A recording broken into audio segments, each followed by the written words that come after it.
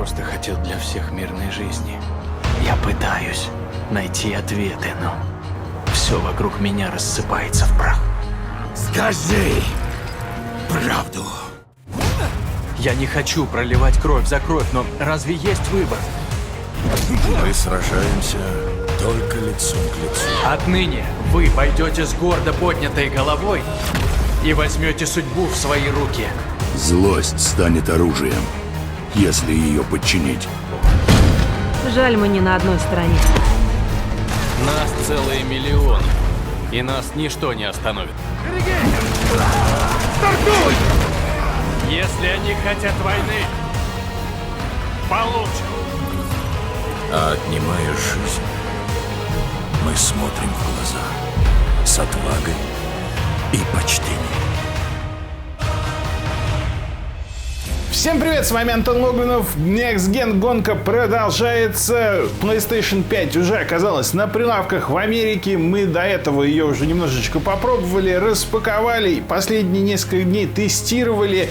И готов я вам сейчас все рассказать. Ну, почти все, что узнал за последние дни. Тем более, что российским игрокам еще придется подождать 19 ноября, когда она поступит в Россию в продажу. И новости у меня, как, в общем-то, во всех предыдущих выпусках, как хорошие, так и плохие. Одни порадуют поклонников PlayStation, другие, возможно, порадуют противоположный лагерь. Как я уже говорил, в этот раз выбрать консоль для себя, для дома будет довольно сложно. Ну а прежде чем мы начнем, не поленитесь, протяните свой величественный курсор до кнопки лайка, потому что больше лайков, больше желания делать новые видео. Тем более, что вот у нас сгорела камера буквально на днях, не выдержав накала страстей. И что-то совсем больно от этого. Порадуйте нас. Именно, кстати, поэтому перед вами я сегодня предстану в 30 FPS, а игры будут в 60. Вот так вот. Ну, а теперь поехали. Вот так. Мы уже распаковали консоль, выяснили, что финальные образцы выглядят вполне себе клево. Я вот несколько дней ходил вокруг нее и пытался понять, нравится мне все-таки дизайн PS5 или не нравится. И пришел вот к выводу, что все-таки очень даже нравится. Это действительно такой инопланетный гость в твоей квартире. Ты распаковываешь, такой не понимаешь, что это за чудо-юдо. Ставишь ее такой, подключаешь, а потом ходишь вокруг нее, спать ложишься, встаешь, и невольно глаз за нее цепляется. И, по-моему, эта победа, это действительно такой неожиданный, вызывающий дизайн, который сначала тебя немножечко ошарашивает, но чем дальше, тем больше он тебе нравится. Ну, по крайней мере, мне. Ты хочешь со мной сыграть? Да, ну да, давай в эту твою игрушку на приставке. Спорим, я побью твой рекорд. Кто пропустил распаковку, да, консоль действительно большая, к ней идет подставка, можно ставить как вертикально, так и горизонтально. Не шумит, не греется, и самое главное, в комплекте идет вот этот вот геймпад DualSense, именно ему посвящена была первая часть нашего рассказа, если не видели, посмотрите. Это действительно новое слово в геймпадах, потому что внутри него находится совершенно революционная новая технология отдачи, которая реально взрывает мозг и создает новые такие вот прям ощущения. Чего, собственно, мы и ждем от Next Gen. Не просто апгрейда, да, а новых ощущений. И вот эта штука их дает. Прежде чем я расскажу о впечатлениях, давайте, для тех, кто не знает, пробежимся по основной конфигурации PS5. Внутри у нее AMD Zen 2 процессор с 8 ядрами на частоте 3,5 ГГц. Частота варьируется. GPU 1028 терафлопс, 36 вычислительных блоков на частоте 2,23 ГГц. Сама архитектура RDNA 2 какая-то кастомная. Причем до конца непонятно какая. Одни говорят, что не настоящая, другие, что настоящая. На самом деле потребителя это волновать не должно. Плюс PS5 в том, что у нее 16 гигабайт GDDR6. Что важно, единой памяти, которая дает пропускную способность 448 гигабайт в секунду. Это очень неплохо. Внутри кастомные SSD емкостью 825 гигабайт, из которых пользователю доступно 667 гигабайт. Самое важное, чем гордится Sony, это своей архитектурой, то, что они проанализировали все узкие места ввода и вывода данных и даже сделали специальный контроллер, который работает напрямую с SSD, с памятью, что дает разработчикам ошеломляющие скорости чтения, что приводит к очень быстрым загрузкам. 2 гигабайта данных система загружает за 27 сотых секунды. У PS4, например, на 100 мегабайт уходило несколько секунд. Вот это технология. Еще Sony добавились кастомный 3D аудиочип Tempest 3D. Это их аналог Dolby Atmos и прочих технологий, которые позволяют создавать высококачественный трехмерный звук в играх. И до конца с этой технологией непонятно. Тут каждый должен смотреть, тестировать, потому что они обещают, что их технология позволяет делать трехмерный звук даже на колонках обычного телевизора. И по первым ощущениям это действительно так. Я думаю, что в наушниках будет совсем хорошо, и они там очень сильно над ней потрудились, именно чтобы оптимизировать для простых пользователей с дешевыми акустическими системами. То есть Dolby Atmos, он под домашние кинотеатры, а Sony так вот схитрили, чтобы не платить никаких там лицензионных отчислений, сделали свою технологию и заточили ее под более такие бытовые стандарты. На самом деле я очень рад, что хороший звук возвращается в консоли, потому что я не раз говорил, у PlayStation 3 звук был лучше, чем у PS4. Как это не смешно. Во многом из-за того, что мы переехали в Digital,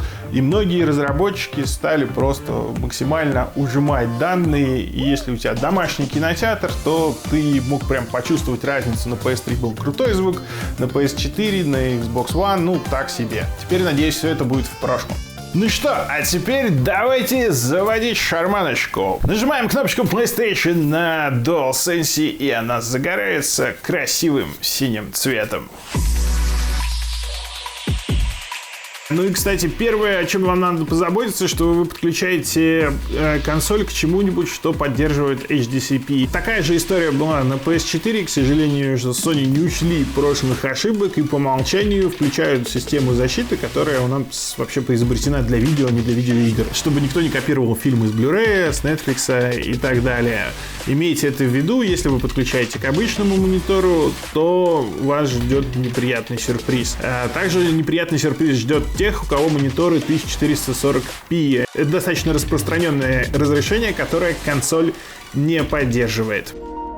Но перейдем к настройке. И что сразу вот хочется отметить, это то, что Sony всегда умели в стиль. Красивейшая в начале заставка, прекраснейшая музыка, приятный женский голос просит подсоединить геймпад DualSense к консоли через USB-порт, после чего начинается настройка.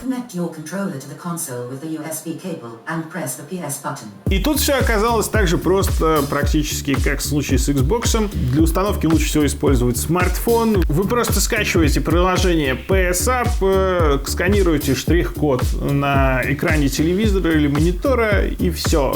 Система автоматом логинится. Единственное, что вам нужно будет ввести на консоли, это пароль от Wi-Fi. Все остальное происходит само. У PlayStation такое же приложение примерно как у Xbox, позволяет вам общаться с друзьями, смотреть их там достижения, новости, покупать игры в сторе, ставить их на закачку. И, о дивный новый мир, все новости об апдейтах, об установленных играх падают вам нотификейшеном на телефон, в том числе на Apple Watch, так что вы можете пойти заниматься своими делами, и, в общем, когда игры скачаются, становится вам, в общем, на руке завибрирует. Мол, пора играть. Это очень приятно. После настройки система скачает апдейт на 800 мегабайт, перезагрузится, после этого проапгрейдит еще геймпад. Ну и в заключение система предлагает установить приложение для просмотра кино и видео. Всякие Netflix, Ока, YouTube и, что важно, есть и Apple TV. То есть Apple TV вообще пошли на все платформы. К сожалению, пока что в России нет Spotify и Disney+. Ну, потестим приложение? Да, бро, за дело.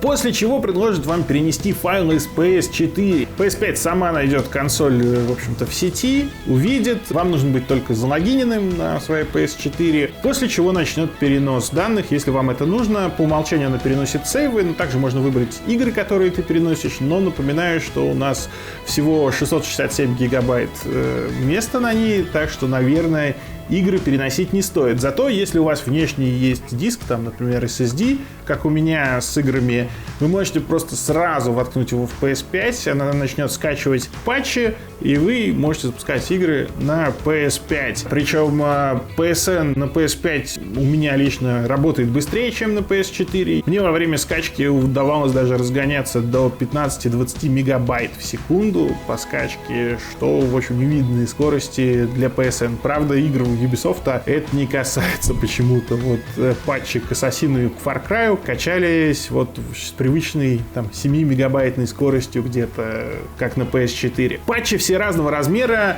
Вот у меня там стоял Deus Ex, для него вообще там 100 мегабайт, для Dishonored гигабайт, для Ассасина 15, для Far Cry 8. В общем, у всех разные размеры. Next Gen игры качаются тоже очень быстро. Собственно, вот максимальная скорость у меня развилась на Demon's Souls, который по 20-25 мегабайт в секунду залетал. Ну а теперь, когда с настройкой покончено, давайте перейдем к впечатлениям. Начнем тест-драйв. Как я уже сказал, очень приятный от PS5 эстетический эффект. То, как сделано меню, какая цветовая гамма, какая музыка играет, как оформлены различные разделы, все это немедленно вызывает такое вот почтение, уважение и восторг. Даже по магазину ходить приятно, настолько там красивые, сочные картинки. Sony вовремя поняли, что Game Pass — это фишка Xbox, и попытались как-то вот по-быстренькому нивелировать эту историю, и поэтому в плюсе, это тоже такая платная подписка, появился набор избранных игр с PlayStation 4, их там 20 штук.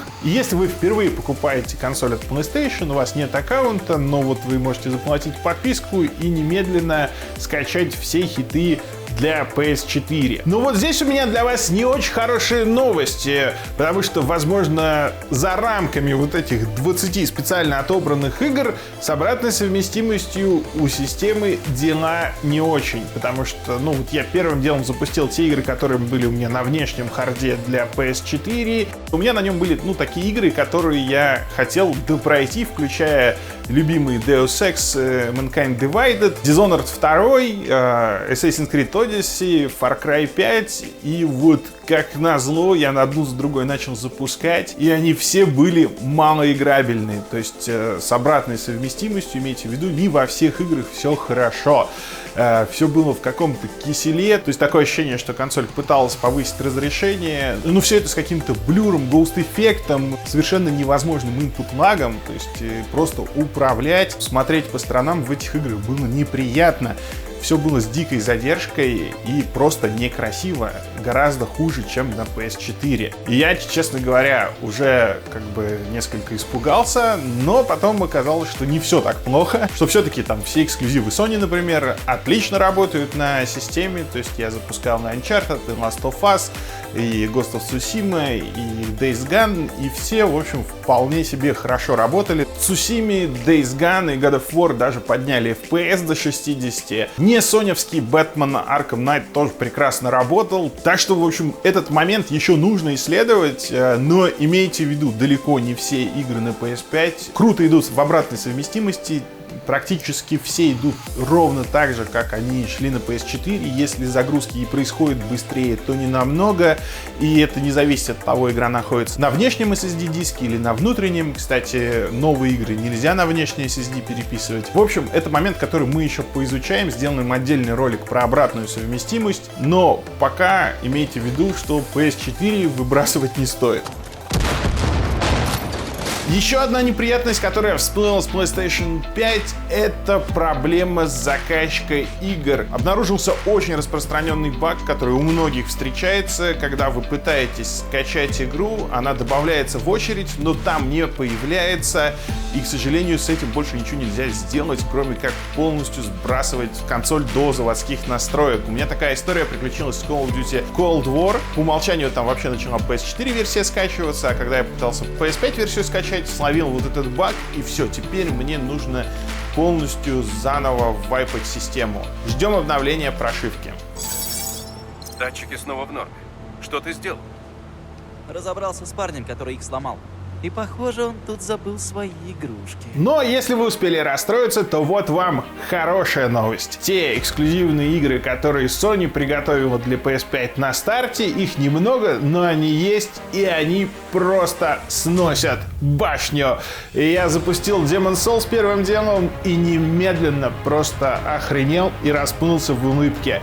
Почему? Потому что это именно тот самый Next Gen, которого ты ждешь и которого ты не увидел у Microsoft. Ты увидел там быстрые загрузки, все остальное, обратную совместимость идеальную, отлично спроектированную систему, но ты не увидел настоящего Next Gen. А PlayStation 5 тебе его берет и сходу, показывает. Причем я из тех людей, которые говорил, что зачем ремейк такой игре, как Demon's Souls, потому что, можно сделать новую часть, это игра исключительно на механике, зачем делать ремейк? Оказалось, что это действительно такой ремейк, как новая игра. Потому что с тем Demon's Souls, который я играл в 2007 году и вставил его в топ лучших игр года, от него практически, ничего не осталось. Это абсолютно новая игра, которая выглядит так потрясающе, по сути, оживший CGI. Ты идешь и видишь этот Next Gen, он у тебя со всех стен сочится.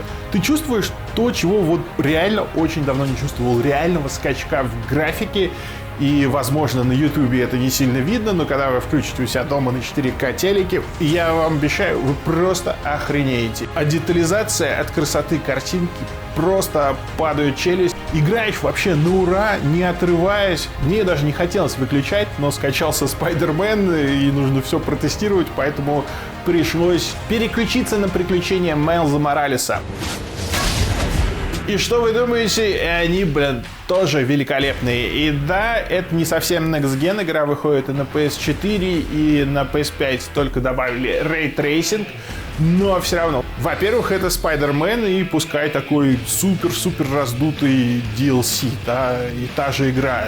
Но это настолько и в оригинале, и в новом исполнении про нового героя крутая игра, с крутейшей постановкой, что челюсть у тебя мгновенно отвисает, а самое главное, у нее совершенно шикарная, праздничная атмосфера. Играет отличный саундтрек, герои шутят, одна головокружительная сцена следует за другой. У тебя немедленно создается чувство праздника. И у меня, знаете, такое ощущение, что они реально над этим парились, чтобы те игры, которые были в стартовой линейке, чтобы они создавали это новогоднее, рождественское настроение, чтобы это был отличный подарок, потому что в Dark Souls такая темная сказка, ты прям проникаешься всей этой готикой. В Spider-Man молодежная такая уху. А для детей есть приключения Sackboy. Это такой спин-офф Little Big Planet. Sackboy реально был одним из символов PlayStation 3. И с одной стороны, взрослому чуваку должно быть похрену на платформеры. Но ты ее запускаешь, ты видишь всю эту красоту. Ты видишь, насколько нереально детализированы все эти веревочки, из которых соткан Sackboy. Ты видишь этот Ray Tracing, это безумное освещение. Перед тобой, по сути, графика CGI мультика. И ты немедленно залипаешь на несколько часов. Еще для детей есть бесплатные астробои, в которых очень хорошо потестировать возможности по отдаче до нового геймпада DualSense. И, собственно, немножко про него. Естественно, Astro Boy как технологическая демка этой новой ультрадетальной технологии отдачи, он, конечно, работает лучше всего. На втором месте я бы поставил Sackboy. Действительно, очень много интересных детальных эффектов. В таких серьезных играх разработчики используют реже возможности DualSense, видимо, чтобы не задалбывать, но опять же и в них он производит очень крутое впечатление. В Spider-Man даже в заставках там летят два Spider-Man, плюются паутины, и у тебя разные части геймпада вибрируют так, чтобы эта паутина пролетела. В Dark Souls ты прям чувствуешь взмахи меча, и как он ударяется об различные поверхности. Это действительно новое ощущение от отдачи, сравнимое с появлением, собственно, самой этой отдачи когда-то в DualShock. Единственное, по моим ощущениям, не всегда эта отдача попадает в такт с тем, что происходит, например, в заставке того же Спайдермена. Но это уже работа отдельных разработчиков. Все это делалось добросовестно, и будем надеяться, таких добросовестных разработчиков будет больше. Собственно, у нас есть такой же пример поддержки. Это Call of Duty Cold War, в котором каждое оружие обладает своей отдачей на курках. Выглядит это просто фантастически. Я, к сожалению, пока что не смог затестить из-за этого бага с закачкой. Ну а если вас интересует, насколько долго живет DualSense, то мне хватило для игры в Паучка на целый день. Только вот ближе к ночи было уже одно деление, и я поставил геймпад на зарядку. Ну и последнее, что хочется сказать про геймпад, это про встроенный микрофон, который, сволочь, действительно очень хорош. То есть вам больше не нужна гарнитура, микрофон действительно улавливает ваш голос. Я попробовал небольшой пробный стрим запустить. Стримы, кстати, идут в 1080 60 FPS. И очень классное новшество с ними, то что теперь можно настраивать, что у тебя вылезает на экран, убрать можно наконец-таки эту дурацкую надпись, сколько зрителей тебя смотрит, которая занимала там солидное пространство в углу и лично мне гробила очень много футажа. То есть я всегда выбирал стримить игру или отписывать ее для обзора. Теперь, слава богу, все это можно отключить. Да и сама вот эта информация теперь более лаконично размещается на экране. Например, количество зрителей отображается в правом нижнем углу. Так вот, я провел тест, и реально тебе вообще не нужен никакой дополнительный микрофон. Отлично микрофон на геймпаде улавливает голос громко, четко. Единственное, конечно, внешние звуки немножечко залетают, поэтому лучше надевать наушники. Но в целом огонь. Ненавижу эти сраные гарнитуры. Хочется просто играть и орать в геймпад. Наконец-то это можно сделать. Ну и вот такие у нас первые впечатления. С обратной совместимостью не задалось. Еще я думаю, что у нас все-таки будет вот история, как с поколением PS3, Xbox 360. Мультиплатформа на PS5, ну почему-то, мне кажется, есть подозрение, будет и дольше грузиться, и меньше перформить. Все-таки 2 трафлопса разницы будут сказываться. Но что касается родных игр Sony, они сходу тебя удивляют, челюсть отвисает. То, что, собственно, тебе и нужно от Next Gen. Ну и еще новый геймпад с новыми ощущениями. Поэтому те, кто хотел идеальную консоль на повседневную, увы, ребята, нет. PlayStation 5 не такая, она с нюансами. С обратной совместимостью еще надо разбираться. Пока что многие игры, вот, которые я протестировал, просто не играбельные. Просто посмотрите на этот input lag. Что касается игр самой Sony, все замечательно, очень быстро грузится. Все, вообще загрузок не замечаешь. Настоящее ощущение Next Gen, вот оно присутствует. И невероятная графика, моментальные загрузки. Все просто супер. Функции Quick Resume, как на Xbox, нету, хотя вроде как планировали. Пока что нету. VR пока что тоже невозможно протестировать, потому что для этого нужна PlayStation камера, а старую камеру не воткнуть, нужен переходник, и все, в общем, пока сложно. К этому мы еще вернемся, поэтому вот следите за новостями, подписывайтесь, если не подписаны. Увидимся через пару недель, Паук. Но по итогу все-таки PlayStation 5 делает то, что всегда, в общем-то, делал на PlayStation. Дарит эмоции, абсолютно не идеальная история, но для тех, кто любит Sony, любит игры Sony, любит вот эту особую атмосферу, особый праздник, который они дают, вряд ли, потратив деньги на PlayStation 5, вы останетесь разочарованы. На сегодня все. Ставьте лайки, пишите комменты и переходите к следующему ролику. До этого можно у нас посмотреть первые впечатления от геймпада и распаковку, а дальше у нас интерфейс и, собственно, обратная совместимость, ну а потом как-нибудь сделаем окончательные выводы. А снизу про Xbox смотрите. Счастливо!